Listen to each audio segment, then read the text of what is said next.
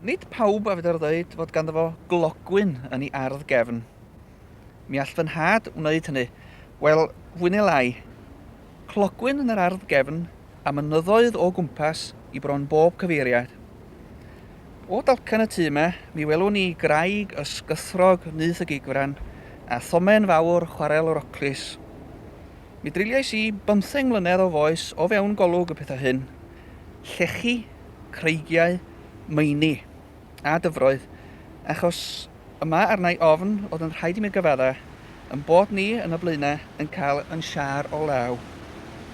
Does dim rhyfedd felly fy mod i'n hoff o'r bethau hyn a'i bod nhw'n rhan o modolaeth i.